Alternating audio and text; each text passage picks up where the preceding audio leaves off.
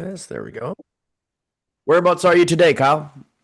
I'm in a little place called Inverness, Nova Scotia. Oh, Inverness. Very nice. Beautiful place. Yeah, I have been to Inverness actually. Really? Yeah. My wife's from Halifax. She's a Haligonian. Well, just outside Cool. Annapolis Valley. So, We're right there, right off, so Chris. yeah, she's very familiar with that area. She grew up there. Sweet. Next time you come for a visit. Yeah, well, we're that's in the plans. That's for sure. That's absolutely in the plans. So welcome you guys today to Unlocking Your Prospect's Brain. Where in the next 59 minutes or so, I'm going to turn you all into neurosurgeons. How's that sound? Yeah, sound good? Just kidding. Nah. No, today we're going to talk about something that's very near and dear to my heart, which is about how to improve your sales. Okay. How to make them simpler, more effective, and get way better results with something I call neuro decision sequencing. Welcome to the training, Miss Gail. Welcome to the training.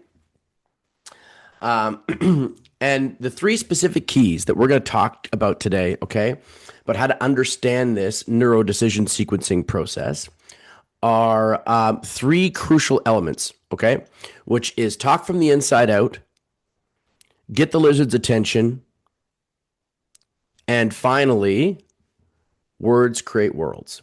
Those are the three keys. Now, none of them mean anything to you at the moment, but I promise you that they will. I promise you they will as we go forward.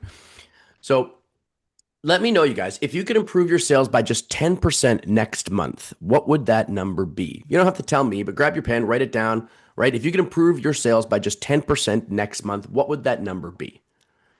Right? What would that number be? Just one sec, you guys. Somebody's trying to get in. I will send them the link again. Hold on here. This always happens a little bit. There we go. What would that number be? And then let me ask you, what if you did that the next month, the next month, the next month, and the next month? So 12 months in a row, what would that be? Right? What would that be if you could do that 12 months in a row? And for easy numbers, you guys, that's just take the number that you just got and times it by 12. It's pretty simple. Now, I'm also going to reveal to you guys today, okay, what the number one undisputed truth about buyers is and how you can use that to your advantage. Now, before we dive into the nitty gritty, though, okay, before we dive into anything, hello, Irene. I want to hear from you guys. So we know that Kyle's coming in for Inverness. Jamie, whereabouts were you again? You're in Florida. Florida. Very nice. Irene, how about you? Where are you zooming in from? Port Coquitlam, BC. Helco. Nice. Okay. And Bente, whereabouts are you again? I'm nine at nine p.m. my time. Yeah. And And then whereabouts are you? Denmark? yeah, Very next nice. month I'm in Norway. Oh, Norway. Okay, perfect. You're in Welcome, Chris. Norway? Welcome to the training. Hello, You're hello. in Where are you? Norway, Bente? We're in Norway, Bente. We're in Norway. I'm in the Yeah. southern part of Norway. I'm Scandinavian with a Danish mother, Norwegian father, and Swedish television. There you go. Eclectic mix. Chris, how about you? Where are you zooming in from today? Current Saskatchewan. Swift Current, Saskatchewan. Beautiful. We got some Canadians in the house. I love it. There's a bunch of us. All right. Outstanding. Okay. So, you guys, today we want to really zoom in and unpack and improve on this number one skill business owners need, which is sales, right? Because without sales, no money's moving, is it? No clients get better, no business is created. And I think we can all agree that without sales, this is all just a hobby, isn't it? Who agrees with me on that? Yeah? Put a Yep. yes in the chat if it's just a hobby, if you're not making any sales. It's just for fun, right? And I want you to be able to turn your passion into something profitable. How would that be for you? Would that be good? Okay. But the truth is, look, you guys, sales is hard. And I'm going to do something a little bizarre today. I'm actually going to do something a little weird. I'm going to talk to you all about the flaws, the challenges, the problems that selling your thing to someone else in today's busy, distracted, and give me what I want right now kind of world actually runs into. And it's funny because for someone who wants to sell you on why selling is the most important part of your business, this will seem like a little bit of a bizarre way to get things started. But there's a method to my madness, I promise. Okay, so I'm just going to ask you to stick with me and see it through. We got a deal? Yeah. All right. Now, some of these things might offend you. Some of these things might confuse you a little bit or even just shock you because I'm actually going to attack some of the longest standing pillars and concepts of sales that are out there. Some of these old chestnuts that we carry with us everywhere we go that are just really not serving us because it's likely that these ideas and these beliefs are the actual thing that's holding you back from shattering the glass ceiling that you've been banging your head against for weeks, months, or, in some cases, even years, right? Because here's the truth. You don't know what you don't know, right? And my guess is that you're doing the best with what you absolutely have. When I first started using what I'm about to show you, it was by pure accident. And it took me years, you guys, years of studying the patterns and the behaviors and identifying what was actually going well when I was getting it right and what was going wrong when I was completely screwing it up. You ever have those moments where it's like, oh my gosh, this felt so good. This sale worked really well. This was outstandingly amazing. What happened? Why did that work so well? And then you show up the next day and you're trying to do the same thing and it turns out nothing works the way you wanted it to. And you're wondering, why is this not working? You ever have those moments? And the truth of the matter is that there's a pattern and a system to the whole process, right? Just one sec, you guys. Someone's trying to get in here. He's having a problem. Michael, if you make me a co-host, I can help. He's just having problems with the Zoom link. So we'll see if he can get in. Now, it's just like how, it was just reminding me of this. It was just like how, remember when we all used to think, not we, not us, like not specifically, but the world, the universe, like us, used to think that the actual sun spun around the earth, right? Not that the earth spun around the sun. And the whole universe actually just spun around the earth. Remember those times way back when? Well, the fact is, Galileo taught us something completely different. And now you and I actually see the universe in a totally different way. And I think we can do that again today. Okay? So by the end of this presentation, I'm in fact going to have resold you on the idea of sales, its real power and its pivotal position as the center point around which your entire business revolves. In fact, my guess is that I'm going to build such a strong case that you'll have no other choice today. That by the end, you're going to actually see the things the same way that I actually see them right now. And I think you're going to realize that selling this way, the way I'm going to reveal today, is actually the best way of serving those around you and solving problems that make the world a better place. Because that's what we're all here for, right? Don't you want to improve the lives of the people who buy your product and service? Yeah. And you can do all of this by actually making more money at the same time. By the end of today, you're actually going to see a pathway in just these next 55 minutes or so together, a pathway to becoming a master of sales and persuasion. Does that sound good? All right, good. So I want to hear from you guys. Unmute yourselves for a sec. What is sales to you? How do you define it? What is sales to you? Exchange of energy. Exchange of energy. Okay, thanks, Kyle. Yeah. Exchange of energy. Who else has what sales is? Helping people solve problems. Helping people solve problems. Yeah, absolutely. Perfect. Thanks, Jamie. Chris, you unmuted yourself. What's sales for you? Sales is helping people, really. Like it's helping people with products that I have. Yeah. Okay. Good. Love it. Now, all of those are good answers, you guys, right? All of them are good answers. Irene, anything you wanted to add there as far as what sales is? Well, basically the same thing, solving a prospect's problem. Okay. Love it. There's actually something even simpler, though, and a little more elegant. Okay. And we're going to get to it here. Now, here's the first thing that I promised you, the number one truth about buyers that salespeople get wrong every single day. Can I share this with you guys right now? Yep.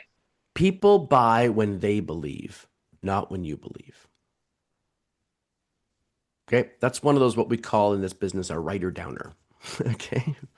People buy when they believe, not when you believe. Otherwise, I'd be selling everything. Yeah, that's right. So connect this back to sales, right? Elegantly put, sales is the transference of belief. Isn't that beautiful? There's a great quote from a French author named Antoine de Saint-Exupéry, and he says, "Perfection is achieved. Elegance is achieved, not when there's nothing more to add, but when there's nothing left to take away." Isn't that beautiful? So naturally, that means that in order to master sales, you guys, and achieve the goals that you're actually looking for in your business, okay, you must first discover how to transfer or plant your belief into another. Does that make sense? Yep. And to do that, this is where we come around to, you have to unlock the brain. So if it's that easy, right? Why does sales feel so hard sometimes? All we got to do is unlock the brain. It's because selling is hard, right? In fact, the "I hate sales" is probably the top complaint I hear from all the businesses I chat with. And any idea what the other top complaint is? Anybody know? "I hate sales" is one, and there's a mirror one. There's another one goes right along with it. Anything else? Kyle's probably heard this 100,000 times in his life too. Anybody else? What the top complaint is? Any thoughts? "I don't have time." All the time, right? I hate sales and I don't have time. Here's my guess. Maybe if we made the sales a little more fun, a little more efficient, and you made more money in the sale, you'd actually have the dollars to solve that time crunch. But that's an entirely different conversation. So why do sales suck? Well, because they're uncomfortable, right? You feel like you're bothering people. Anybody ever have that moment? You don't want to pester anybody, right? There's a lot of different tactics to remember. It's easy to get lost in the sale process. I find that business owners often get afraid of being rejected, right? Who loves to hear no? I know I don't, right? They're not sure of their own value sometimes or the value of what they're actually selling. And they certainly do not want to be seen as manipulating other people. And the number one reason, though, that I hear about people not wanting to sell is they don't want to feel pushy. You guys ever felt that way before? Like you're just being pushy? Selling shouldn't always feel like you're convincing and defending and explaining and pushing your customer up some really huge freaking hill, a cliffside all the time. And I get it. All those things completely suck. But guess what? Like we talked about at the beginning, you still need to sell. You still need to sell. And the main reason it feels this way, my friends, is because how you're selling. It's because of how you're selling. It's not your fault, though, right? It's that the way people teach sales just doesn't work for the modern day person. It doesn't work for them. And after today, you're going to see the difference. Are we all good with that? All right. Now, this isn't just theory, okay? What we're going to talk about here are the literal things that held me back. And worse, they were preventing me from helping more people in my life and in my businesses. And in my first business's case that was a success, that was actually their dogs and their cats, the innocent little ones that we were helping. Now, using what we're going to teach today and what we're going to talk about, I actually was able to take that business, my family's brick and mortar pet business, and put that into the top 5% in the country of single location businesses in our category. And it's been hitting well over 7 figures in revenue like clockwork ever since I hit that point. And we did this with neuro decision sequencing. That's how we did it. I didn't know it at the time, okay? I didn't know what I was using, but that's exactly what we were doing. And not to think that this was just good for my brick and mortar business, I also did the same thing when I relaunched my coaching business in July of 2025. I had a pretty tough health grind for the first 6 months of 2025. Couldn't really work much. And then we basically went from 0 sales to $20,000 in our first month, and we've been rolling ever since. Why? Through neuro decision sequencing. And just to prove that it's not just about what I did, you could be like my client Dorinka, who 3 times her revenue in her amazing little pet retail company in the Caribou over the back half of 2025. Or you could be like my client Kat, who paid me thousands of dollars to get one-on-one attention, then wound up starting a brand new direct sales business. And she had over 50 people at her launch event and has been crushing it ever since. And then there's clients like my client Cody, okay, whose health and wellness locations that are right here in BC, they'd actually completely plateaued. And in just 6 months using what we taught his team, they were able to dramatically improve both his marketing and his sales with these same concepts. Yeah, but in neuro decision sequencing, you got it. And all these business owners, they have to put the work in to make the neuro decision sequencing work for them because they all realize the same thing that you probably have sitting here. Okay, smart business owners realize that in order to do something incredible, right? In order to change the world around them, to dent the universe with your incredible presence, you got to be able to sell, don't you? You got to be able to sell your product, sell your idea, sell yourself. All right. Now, before I get into the how and the what, it's important to understand each other a little bit better. So I'm going to dive into the details in just a few minutes, but you now know a little bit about me and what I've been up to here. But I want to hear a little bit about you. So in one sentence in the chat, okay, just put in what it is you do. Can you put in one sentence what it is you do? First exercise of how clearly you can articulate yourself into the chat. What is it that you do? One sentence in the chat. And I'm going to see some of these pop up here. One sentence. What is it that you do?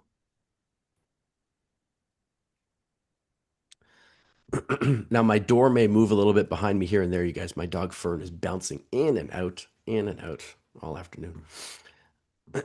So what is it that you guys do?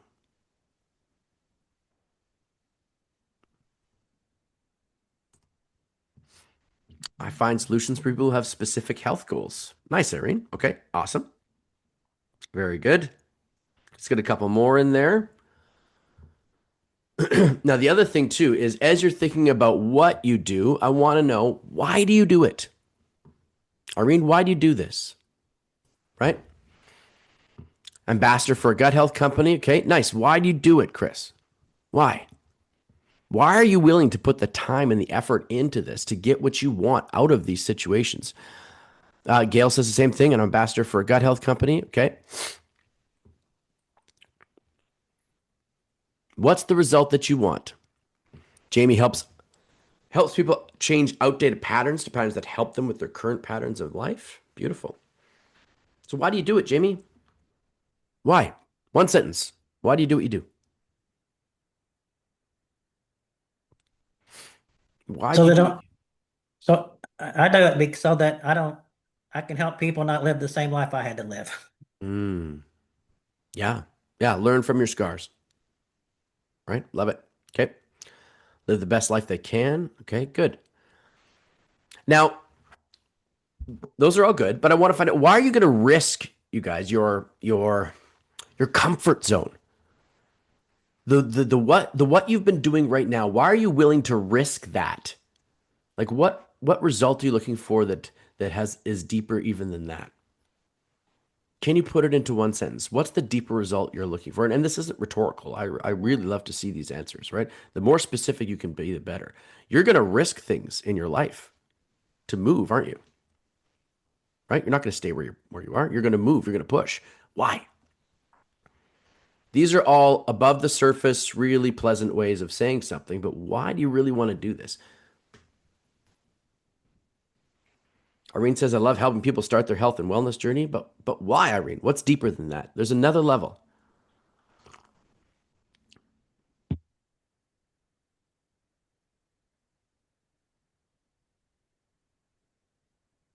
Finding, yeah, a healthy life that they love. Okay. There we go, Chris. Yeah. Gail says, because I know what it feels like to be given back your life. Yeah. Or given your life back. There we go. Love it, Gail. Yeah. These things are important, right?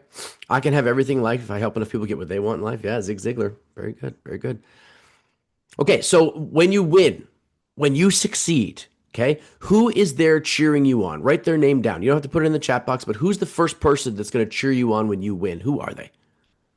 Who's that person? Real quick. What's your instinct? Write them down. Who's the first person that's going to cheer you on when you win? Who's the first person after that you want to tell? Maybe it's the same person. As soon as you win, let's say your business hits $1 million in revenue this year. Who's the first person you want to tell? Who's going to be cheering you on when you win, and who's the first person you're going to tell? Write these people down. They're important to you.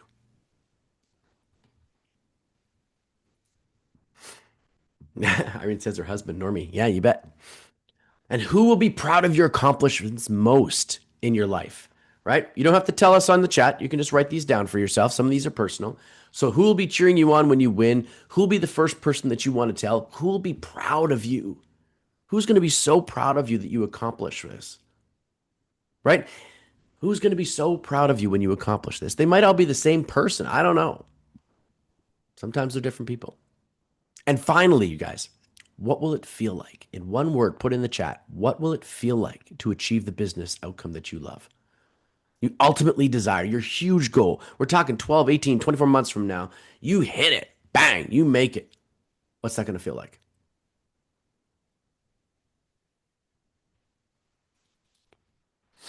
Satisfying? Yeah. I can go bigger than that, Chris. We need a bigger word than that. Satisfaction. Satisfaction. Fance. Jamie says fance. I'm not sure what that means. What is fance? Fantastic. Ah, there we go. Love it. Okay. So here's the thing, you guys. Those whys and those people, okay, those desires mixed in with my whats that you're going to get today, that is a recipe. That is an alchemy for success. We with this? Okay, you with me on this? This is the magic mixture, you and me today. So the question is, are you ready to make some magic happen? All right, you ready to turn some lead into gold? All right, cool. So we need to agree on a couple quick things. First off, indecision is the thief of opportunity. The beautiful Jim Rohn. The worst place to be in any position is indecision. Your job as a business builder is to cultivate decisions. That's how you move fast. That's how you make more money. That's how you achieve more decision crafting. We agree? Yes? Decision making? Awesome sauce. Yes. Good. Next thing. With great power comes great what? Fill in the blank. With great power comes great Ability. Yes. Responsibility. responsibility. Yes. Guys, what I'm about to show you is very powerful. Okay. This is the way to access someone's deep inner conscience. And no, it's not hypnosis or anything like that. That's cool, but that's not what this is. This is neuroscience meets persuasion meets storytelling in a way that you've never seen it. All right. So you have to agree, right in the chat here, integrity. Okay. You have to agree that you're going to use the secrets that we're going to talk about today to be in integrity. Deal? Yeah. In integrity. Type that down in the chat, please. In integrity. That's a better word to use, Irene. Deal. Love it. Okay. Deal. Irene's with me. Okay. In integrity, Jamie. Thank you, sir. Thank you, sir. Okay. So what are these 3 keys of neurodecision sequencing? All right. So you can write these down. The first one, or you probably already did. Maybe you did. First one, talk from the inside out. And we'll get to the details of each one later on. But the first key is talk from the inside out. Second one, getting the lizard to open the door. Third one is words create worlds. Man, as a writer and a storyteller, that's one of my favorites. Words create worlds. I live and bathe in words all day long, you know? Just kind of mop around in them. Love them. Okay. So we agreed earlier that people buy when they believe, not when you believe. Right? We agreed on this principle, didn't we? Okay. So the conundrum then becomes, if that's true, which we all agree that it is, and you feel that, like I don't have to make that, like you feel that. You only buy something when you believe you buy it. Right? So the conundrum becomes, in order to help somebody buy, they have to believe you. How do you do that? How do you fundamentally change someone's beliefs? Well, it's actually a lot simpler than you might think. Hard to do, takes work, but relatively simple, right? I can dig a hole outside of my house right now. Hard work, relatively simple. We all agree with this, okay? You change the story. Shifting their beliefs means you've got to help them change their story. And this is no easy feat, my friends. It's a tall task that we've got to do here, but we have got to do it, and we're going to win it with science and story crafting.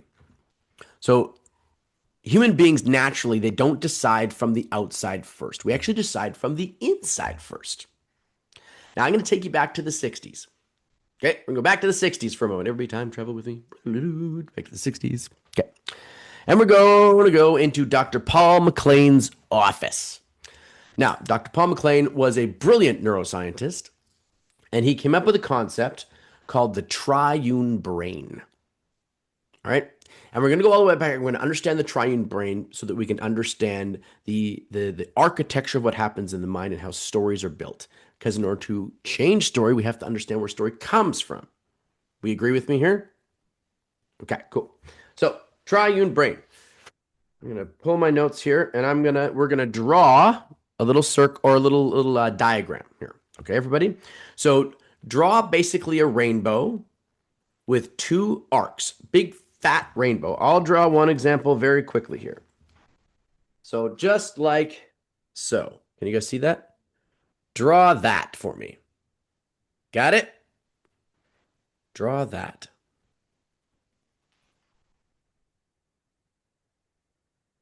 And you're going to label it. Above the top, you're going to call it outer. In the middle, you're going to call it inner. And at the mid. Don't call it inner, call it mid. And at the very bottom, you're going to call it inner. Just like that. Can anybody read that? My goodness. Okay. You got it, Jamie? You good? All right, cool. So now, as we can all imagine, okay, the brain is a pretty complicated place. And I've made this joke before. I'm going to make it again, especially Irene's. It's a very wild and wacky place to hang out. So the brain is complex, all right? What Dr. Paul MacLean gave us with the triune brain is a simplified version. I like to call it the subway map of the brain. You ever get on one of those subway trains and you see the little loop that has all the different stations on it? You know what I'm talking about, Chris? And it's like that we're going to this station and then with this station. Okay. So the fact is that doesn't actually show all the twists and turns of what the train's going to do on its way to that station. It just shows station after station after station.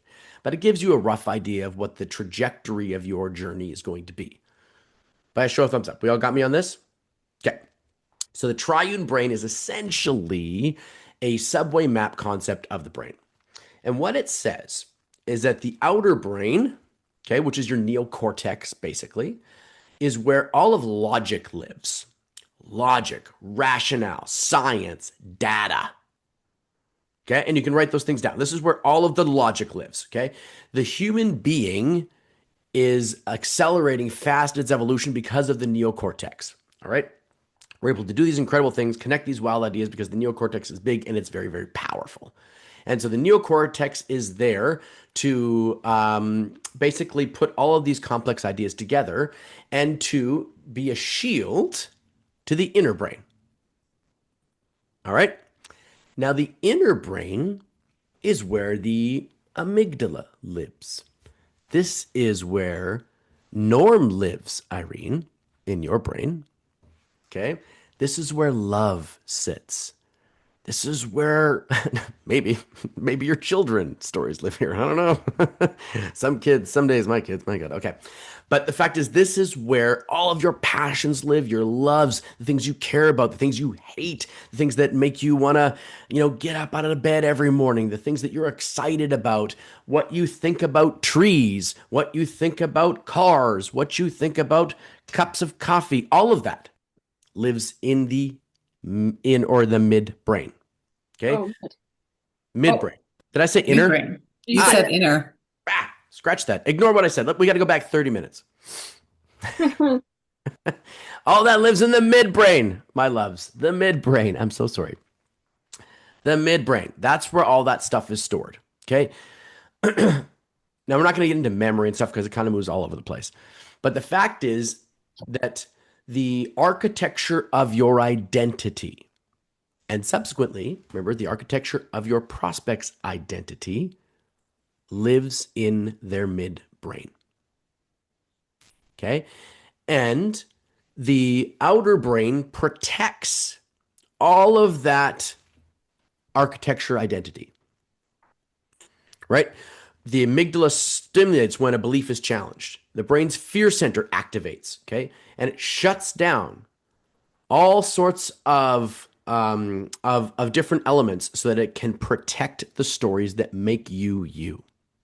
Does this make sense, you guys? Okay. By a show of thumbs up. Is this making sense? Just want to make sure. Yeah? Okay, cool.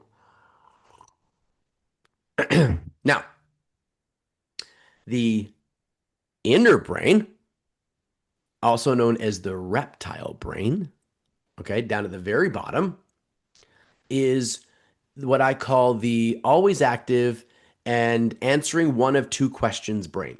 This is your ancient brain, your primal brain. This is the brain that was there very first when human beings first evolved. Okay? This brain is always looking to answer one of two questions. Will this thrill me or will this kill me?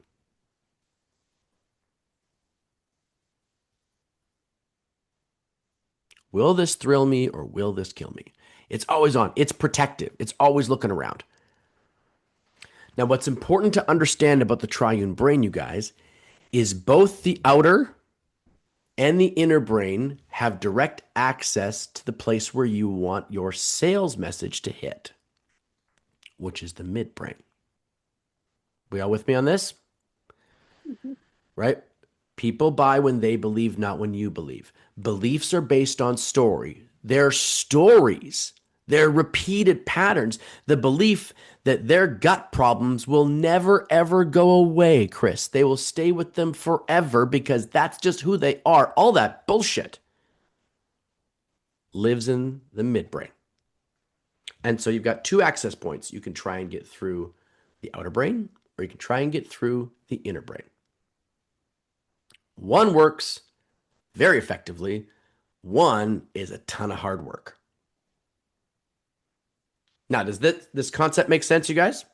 Yeah. Okay. So along the left-hand side of your page, I want you to put an arrow facing down across the side, sort of like that. Okay. That direction right there. This is the way most of us are taught to sell. And I'm tired, you guys, I'm so tired of sales being something you do to somebody. It's so gross. I closed him. I got him. Right? It's such bullshit. Sales should be something that you do with somebody, isn't it? That you help them make a right fit for them kind of choice. So before we can step forward, we have to get rid of some of the garbage that's going to get in the way. My grandpa used to say, I got to take her out. He's talking about his car. He's like, I got to take her out on the highway and hit the gas and really clean her out, right? Clean the gunk out. So we've got to do that. We got to clean the gunk out of your sales training. Okay. These are problems that are probably, or these are concepts, I should say, that are undermining your success. Now, my guess is that the people who have taught you these things, they just simply felt like, that this kind of worked for them and they just plodded along and resiliently got them success, right? They were just teaching what they already knew and it kind of worked for them. I mean, you wander around with a hammer in your hand long enough, you're going to find a nail, right? So, or I guess the more sinister view is that the people that taught you these things, they were just simply too lazy to do the deeper research, or they weren't able to see the real patterns of success behind what was actually working for them. Pattern recognition just happens to be one of my kind of human superpowers. So especially human behavior pattern recognition, I'm very good at. And it's one of the reasons that I enjoyed my first career as an actor quite a lot. But I have a confession to make, though. What I'm about to show you didn't come very easy to me. Sales wasn't some super easy, I could sell Eskimo, or I could sell ice cream to an Eskimo kind of thing for me. Sales can be hard. They can be icky, sticky, and tricky. And a lot of us have this image of a salesperson in our heads that we really need to get rid of. And you all know what I'm talking about. Like that Wolf of Wall Street scene, right? Yes. Where Leo's character is just like selling crap to people over the phone. He's just completely screwing this poor guy over on the other side of that phone call. No one wants to be that person, right? When you have integrity, right? And you don't sell garbage. So put a big fat yes in the chat if what you sell works for somebody else and delivers them an amazing experience and solves a real problem for them. Put a yes in the chat because what Leo's character was selling was absolute garbage, and that's not what we're going to sell. But sales can be hard, even if you have a great product or service. So there's some sales training, as I call them, chestnuts of wisdom that just don't work, and we're going to get them out into the open and deal with them right now. Deal? Okay. First off, you got to turn all the features into benefits because people don't buy features, they buy benefits. Sorry, my friends, we don't buy benefits either. We just rationalize with them. Okay. Number two, you got to know your product inside and out. Makes you confident. No. When I bought my Audi, the sales guy had no idea the horsepower or the exact torque on that car. He just told me to hit the gas on the highway and the car did the rest of the work for him, right? Number 3, learn to handle all objections. Oh my goodness, all objections? Really? Chris did not know that she was going to need a PhD level of understanding and study of her product before she could sell it, did she? No. And then one of my all-time favorites, it's just a numbers game. No matter how many times I swing the bat, listen, if I'm standing at Dodger Stadium at home plate and Shohei Ohtani is chucking balls at me, okay, it's not a numbers game anymore. I'm never going to hit the thing. In other words, right? A bad process is just a bad process, no matter how many times you do it. And what makes this whole process even harder is you've got to keep all of these elements rolling around in your head while at the same time you're reading for buying cues, you're looking at their body language, you're listening for tonal changes in their voice, right? Sales should not feel like you've entered into a cage match with your prospect. You're in some mental MMA wrestling match trying to pin your prospect down to the mat. And every objection is just a limb squiggling loose and you got to force it down into submission. I mean, who wants to do that? Over and over and over again. I don't, do you? No, it's brutal. And then comes my favorite part. Success loves speed. Oh, yeah. Love that one. Says the pushy sales guy who wants to sell you something at the end of his presentation. Isn't it funny how the only people that say that success loves speed or successful people take action right away are the ones who actually want you just to buy as fast as possible and then get out of their office? Yeah. Listen, the truth is success loves decisions. And you're here to learn how to be a decision crafter. Right? Now, this is how not to sell easily, because you're selling through the wrong part of the brain. And this is going to lead us to key number 1. You got to talk from the inside out. Talk from the inside out. So that little arrow that I got you to draw on the left-hand side that points from outer down to inner, I want you to put a big X through that.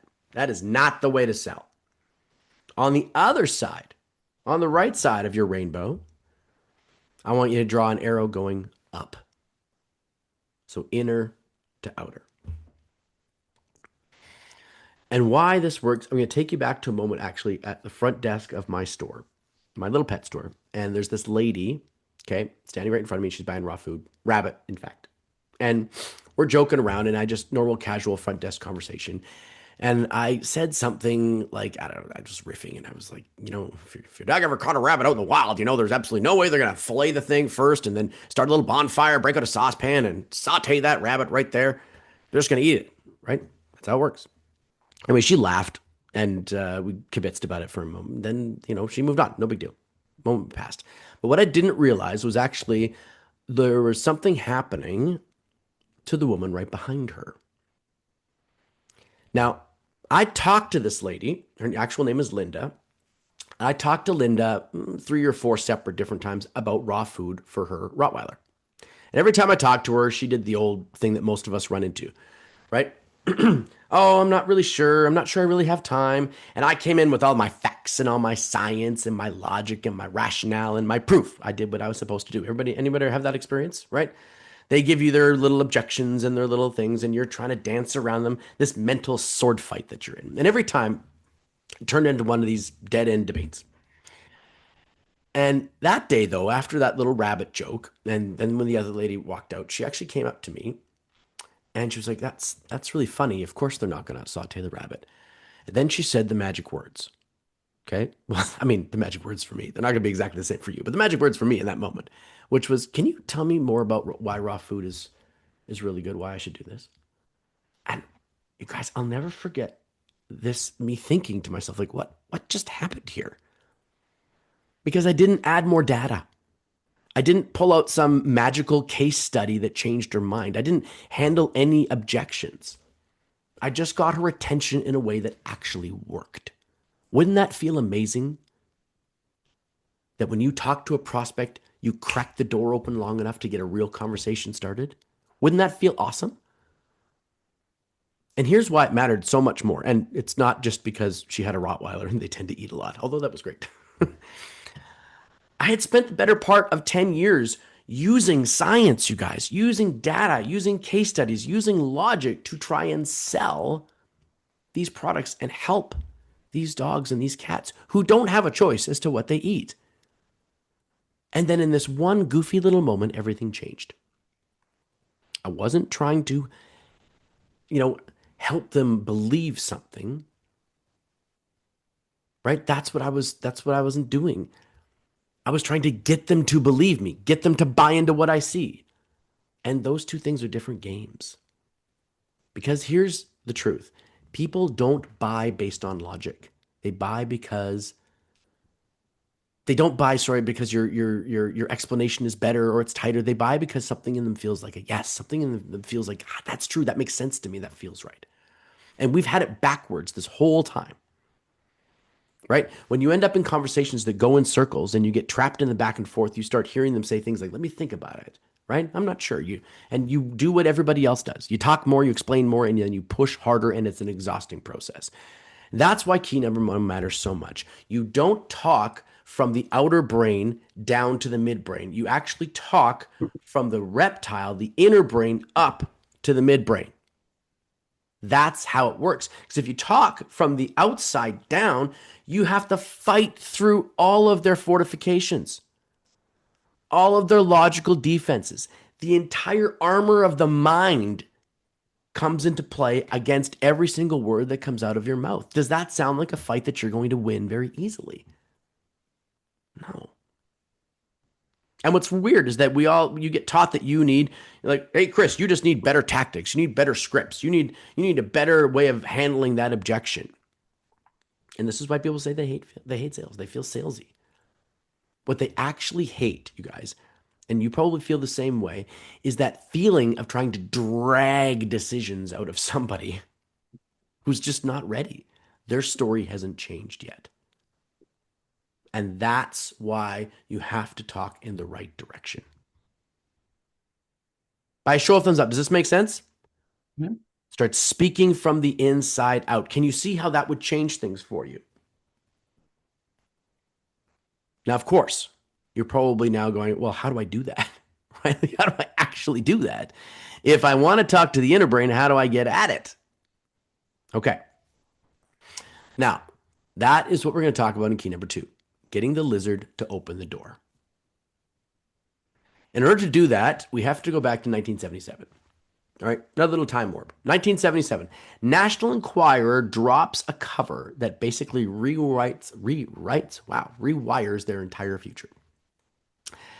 The headline was very simple, and it was emotional and absolutely impossible to ignore. Anybody know what this headline was? The famous September 6th, 1977 Enquirer issue? Anybody know? Exclusive. Elvis, the untold story and the last picture. And it had a picture of Elvis in a coffin. Now, I'm not telling you this because I'm morbidly obsessed with Elvis' passing or anything. I'm telling you this because this is one of the best examples you will ever see of the lizard opening the door. Because before that cover, the Enquirer was doing fine. Like they were doing the thing they were doing, but it hadn't become what it became. It hadn't become what it is now. And then this one headline hit, you guys. And almost overnight, it grabbed the attention of nearly 7 million buyers. 7 million human brains in one day. People didn't carefully weigh the facts as to whether they wanted to read the rest of the Enquirer or not. They didn't do a pros and cons list of what reading this article was all about. They felt something, they felt it fast, and then they acted. They bought the paper. And that's the part that business owners keep skipping. Right? We try to convince people through all this logic, and we wind up working our way down through the outer brain, which isn't where we want to be. You want to be talking to the lizard brain. So, we talked about this before. What is the lizard brain fascinated by? Do you guys remember? I gave it to you. What was it? Love, wasn't it? It's always asking 2 questions. Will this what or will this what? Thrill me or kill me. Will this thrill me or will this kill me? Always. That's what the lizard brain is looking for, you guys. Will this make me excited or should I be terrified? It's the part of your brain that keeps you alive. And you need it to wake up and give you permission to get into the inner brain. This make sense? You do this with 2 things. Okay? Headlines and questions. headlines and questions. When you speak this way, you get the lizard to pay attention, and then you can start building the trust that's required for him to open the door. Right? This big, burly, brawny lizard is standing at the back door to your prospect's brain, and you can get his attention with a headline and a question, and then you have to build a little level of trust and empathy for him to open the door and access the inner brain. This make sense?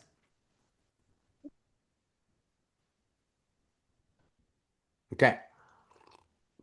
These headlines aren't random either. These headlines are targeted. Okay. They're designed to crack the door open on a belief. And the great David Ogilvy said it best. He said, when you've written your headline, you've spent 80 cents of your advertising dollar, meaning 80% of the game is getting the lizard to open the door. That lets us inside. So key number 2, okay, is all about writing great headlines or speaking in headlines and asking questions. These are open loop questions. They're not, what did you have for breakfast this morning? They're open loop questions that allow you to now enter into that inner part of the brain, into the mid part of the brain where the amygdala sits, and start to help them recreate their story about your product, your offer, their problem, their situation. Because fundamentally, my friends, the most powerful thing you can ever do for another person on the other side of a conversation is help them shatter the limiting beliefs that's keeping them stuck. Anybody agree with me on that one? Mm-hmm. Right? Now, when you speak in headlines, you're going to get the client to actually start using your ideas when they communicate with others because they're tight little snippets. And then it comes to key number 3. Words create worlds. Because now that we know the direction that we should be taking the conversation, okay, from the inside out, now that we know how to get the reptile brain to open up, okay, knock on the door, let me in, okay, headlines and questions.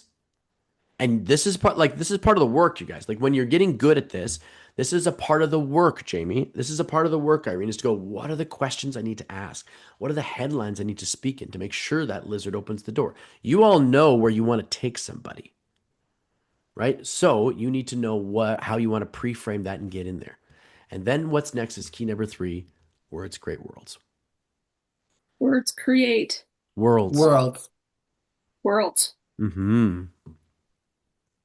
And if you want to understand this really profoundly, I'm going to start with a handful of words that have been living rent-free in human brains for centuries. Okay? So tell me if you recognize this. What's soft? What light through yonder window breaks? It is the east, and Juliet is the sun. Arise, fair sun, and kill the envious moon who is sick and pale o'er with grief. Anybody know where that's from? Romeo and Juliet. Romeo and Juliet. That's it. That's all Shakespeare gives you in that moment. There's no lighting cues. There's no stage directions. There's no, telling Romeo where to stand. There's just words. Just words. And yet those words, they've basically unfolded an entire world of romance ever since they were first written, right? You could sense Romeo's fascination. You can sense his love. When those words resonate and they live inside of you, they change your story, don't they? And as an actor, I'll be really honest, you guys. All we ever get is words. That's all you get. You get a page full of text. That's basically it. And so what it taught me very early on was how to create an entire character, an entire world out of just words. And that's part of what we teach in the Time to Lead Academy, which is my group coaching program, is how do you take words and start to turn them into the things that Chris wants to hear, right? How do we take words and use our words to plant them inside Chris so that she now uses our words to describe her story? Does this make sense? And so to do this, all right, you fundamentally have to do just a few little things. I just got to check my notes here, you guys. You want to use what we call aphorisms. Couldn't remember how to say the word. Aphorisms. I always get it wrong. Aphorisms, or what we also like to call cognitive anchors. Aphorisms and cognitive anchors. So what are these things? They are little pieces of narrative that they will take with them from that point forward. Think of them as seeds that will germinate and grow and change their story to match your belief. Things like people don't buy when you believe, they buy when they believe. Right? Cognitive anchor. What's the word again? Aphorisms. Aphorisms. Don't think I've ever heard that. No? They are the foundational pieces of building a brand new story architecture inside the midbrain of another person. Right? When you guys walk away from this today, you'll never be able to unremember people don't buy when I believe, they buy when they believe. It's going to stick. Yes, thank you, Irene. Aphorisms. Right? Humans do business with humans. There's another one. Jim Rohn was great at these, right? And I used one earlier. Indecision is the thief of opportunity. And we live these stories. I mean, in fact, there was one point in my life where somebody said to me that I was stout and sturdy. And it sounds irrelevant. It sounds small. It sounds like a throwaway comment, really, but it was lodged in my mind. And you know what's wild is that those little teeny tiny cognitive anchors stuck with me. And you know what happened? I got stouter and I got sturdier. Irene can attest to, right? I got a little wider and I got a little stouter and sturdier. And what was so ridiculous is only 8 years before those comments hit me, I was a marathon runner, you guys. Thin, lean, strong, able to run for ages, right? That was my story. Then somebody gave me some new language and I was maybe a little bit, sensitive that day and boom, it stuck. Now I'm a different person. Now I'm stout and sturdy. Different story, different identity, a different world I was living in. All right. So when you arrive in this midbrain, your job now is to change the story that they've been living. You're helping them destroy, obliterate a limiting belief story that's been keeping them absolutely trapped. There's a script they've been running. You're there to rewrite it. And that, my friends, is servant leadership. That is what sales is all about. That's why you should never feel sleazy about it. Does this make sense? You're there to change the way they see the world, even if it's just about ice cream. And you do this by using architectural language, okay, like cognitive anchors. And ultimately, you also do this because of your questions. A lot of people ask me, well, what type of stories should I leave there? You know what type of stories you should leave there because they're going to answer the questions that you ask them to open up the reptile brain. That's why you have to be careful what headlines and questions you use. Does this make sense? Then as you piece those things together, you can start to master the art of ethical persuasion. Master the art of sales. And where you find your business today, where you find your marketing, your sales, and your leadership and your team all today may not be entirely your fault, my friends, but leading them to the next spot, leading yourself to the next place, becoming a successful business builder is now your responsibility. I'm handling the gauntlet to you. And you can rocket ship to the top by understanding how your word choice and how your focus on these fundamental human-to-human skills can dramatically affect the results in all three areas of your business. Your sales, which we've been talking about today, but also how can you see that it will also connect to your marketing? Also connect to your leadership of the people that are around you. Can you see how all of this neuro decision sequencing concept can actually lace with all of these things? Good. Good. Now, the fact is, I'm giving this presentation to you guys for a very specific reason. First off, I want you to become sales wizards. That's part of this whole process. I want you to absolutely become sales wizards. But I'm also doing this because I want to make sure that I'm here and available to help you take the next step. So did everybody get really good value out of this training today? Does that make sense? Does it get good value today? Yep. Okay, awesome. So what we do at Time to Lead Academy is we actually help you lace neurodecision sequencing and the art and the science of persuasion throughout all elements of your business. The marketing, the sales, and the leadership. Okay? Marketing, sales, and the operations. We help you lace through all that stuff. And in fact, what I'm open to giving you guys today is actually a free diagnostic of where you're winning with your influence and your sales and your marketing and where you're losing, where it's working for you, where it's not really working for you. It's a simple diagnostic process, but it actually is very revealing about what's resonating in your business, what's working, and where you immediately need to take some time and make some changes. Does that sound like it would be valuable to you to understand where in your business things are falling apart and where things are actually working really, really well, so you know where to spend your time and energy to get the best bang for your buck? Does that sound like something you would find valuable? Yep. Okay, cool. Well, what I'm going to do, you guys, is I'm going to put in the chat here a link where you can just book a time. It's totally free. It takes about 30 to 45 minutes, okay? And I'm going to put the link here. Let me grab it from doop-doo. Where are you, link? Let me grab it. There we go. Share calendar. Copy. Thank you. It's right there. So you can click over there. You can book in a time. There's not a ton of specific times on there. I don't do these diagnostics a lot. So if you see a spot, grab it. All right. And as you're looking at that, we have to end off a class with the same thing we end off every class with. Pop quiz. Okay. Who's ready for a true and false pop quiz? Raise your thumbs up. Are you ready for this? All right. So true and false, 5 questions, pop quiz, end of the class. All right. Don't forget to go over there, book your diagnostic while we're chatting about this.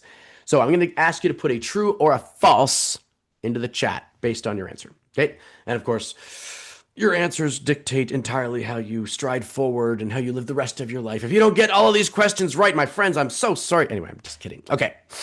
So be sure to pop over, grab your Influence Diagnostic, 45 minutes, and we'll figure out exactly where we need to move your business to. But first question, everybody ready? Throw a thumbs up. Everybody ready for the first question?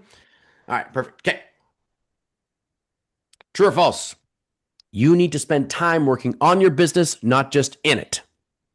Put a true or a false in the chat down below. True or false? You need to spend time working on your business, not just in it. What is our belief here, peeps? True or false?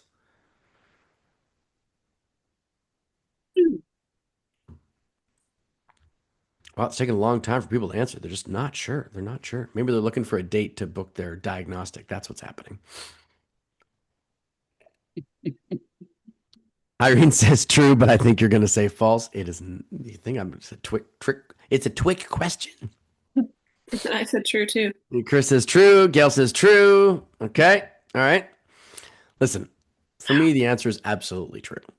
Oh. I know each of you wants to have a full calendar of clients doing your thing, 30 plus or maybe less hours, whatever. You want to be just set on working in your business all the time, tons of clients, lots of cash flowing in. Doesn't that sound cool? It sounds really good.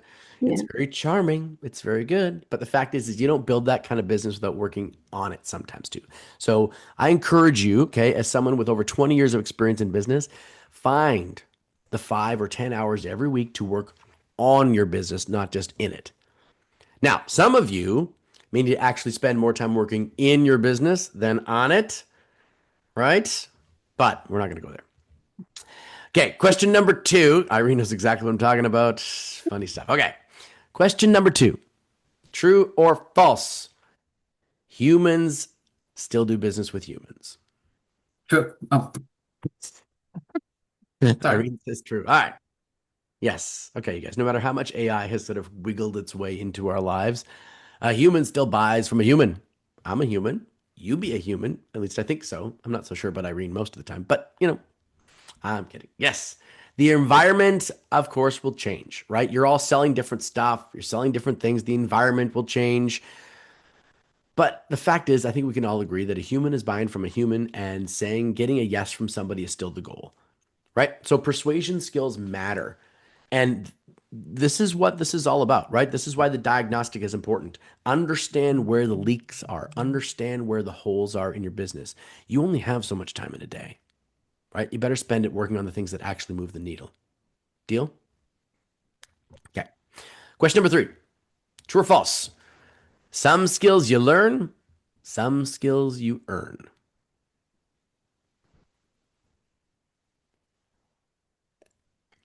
Getting a whole lot of trues. Trues. Yep. Okay, good. Yeah, totally true. I mean, I live, maybe 100 yards from the beach. And you and I could go down there right now. Irene, you could pop on over. Poco's not that far. Pop on over. We can go down to the sand, right? Grab a football, right? I could teach you how to throw and catch. Maybe you could teach me how to throw and catch, right? In the same amount of time we've been here on this class, 60 odd minutes, we could throw and catch the ball. Okay? You could learn the skill of throwing and catching a football in an hour. Agree with me? Yeah? But that doesn't mean either one of us can go down and play for the Seahawks. Go Hawks. Woo. Okay. The fact is some things take commitment. They take some time. And in fact, I couldn't even do this class 2 or 3 years ago. I hadn't put the pieces together yet. Right? It takes time. Getting that elegance that I was talking about before, the fact that it's not when there's nothing left to add, it's nothing left to take away. Getting that simplicity and clarity takes time and it takes commitment. Okay? So, question number 4. And be sure you guys to go over there and book your diagnostic while you're taking a look. Okay. So, question number 4, true or false? It's better to learn the lessons from other people's scars than suffer to get your own. True or false? This is a tricky one. Chris says false. Okay. Jamie says false. All right. I want it to be true. Irene, But I think it's I false. believe it to be true as well. No. And now the reason Chris is like, damn. Now, the reason I say this, you guys, is because we often think about, and the reason I bring this specific question up, and it's so important, is because we have to think about our own lives and how important our journeys have been to who we are, right? Talking about midbrain, a whole lot of story right in there. Okay. Oh, you're very welcome, Gail. Book in that diagnostic, my dear. Love to see you in there. So one of the most important and impactful books, though, in my life is Viktor Frankl's Man's Search for Meaning. Has anybody read that book? Jamie, you read that book? Yeah, look right behind me. There you go. Okay. And so the fact is that I would rather, and I think you'd probably agree with me on this one, Jamie, I would much rather learn the lessons of that man's life by reading about them rather than being tortured in a Nazi concentration camp for years like he was. Well, when you put it that way. But that's the way we have to look at it, Chris. Yeah. You bear the scars that you bear, and no one's ever going to take those away from you. But my point is that other people have gone through things. You can learn from their mistakes. Learn from what they've gone through, right? So we can all see how much better it really is to pull from and invest in learning from the mistakes of others rather than waste the most precious thing we have, which is our time, learning the things that somebody already figured out and knows. Now, this is never to take away from your own journey, but it is to say that in the example, and sometimes we have to go to the extreme to get the understanding, I would far rather learn from Victor's book than to go through what he went through. Right? Mm-hmm. Okay. Last one here. True or false? You aren't done yet. True or false? Are you done? You done? Irene says true. She's not done yet. Chris isn't done yet. Good. I love it, you guys. The fact is, none of you, including myself, are a finished product. Okay? You got room to grow, room to evolve, room to change, room to adjust. Because you are both the art Grow. and the artist. Okay? Both the sculptor and the clay. I mean, that's why you were here today, right? You wanted to learn something new. You wanted to take the knowledge that I've been able to compartmentalize and systemize and now install that into your own hard drive up there. Okay? So you can move forward. You're changing, you're evolving. So you got to break out the hammer, you got to break out the chisel, start revealing, as Michelangelo would say, the angel within, right? That's what he said about the statue of David. He said, David was in there. I just had to keep carving until I could see him. Right? Your next level of you is in there. It's in there. We just got to carve away till we see it. And this class was a step along that journey. It's handing you a hammer, handing you a chisel, and saying, these are some tools that are going to be to help you make more sales to impact more lives. All right? So, is that good and valuable for you guys today? Very. Awesome. So I'm here to answer any questions if anybody has any about the diagnostic. I'll put the link in the chat one more time here. Let me grab it. That pops you on over. Please book in a diagnostic. I'd love to help you take the next step in your business and show you where some of those challenges are. We just had a couple recent diagnostics earlier in the week, in fact, late last week, I should say. God, it's Tuesday, right? You bet, Jamie. Absolutely, buddy. And we got some huge results just from the diagnostics, some really revealing stuff. So it was really, really, really awesome to get those done. So does anybody have any questions about those? Chris, Bente, any questions about the diagnostic? No. No. Thank you. Find one. Sorry, Bente, I didn't hear you there, my dear. You could find. I think she said she's trying to find a time slot, maybe with her time difference. I cannot find it myself because I don't to find Okay. Yeah, well, maybe we'll just chat in Messenger, Bente. That might be the easiest thing if there's a tough spot to find a time. Yep. Chris, any questions at all about the diagnostic stuff? No, I've got the link. I put it in my notes and I'll go in there and find the time. Sounds good. Okay.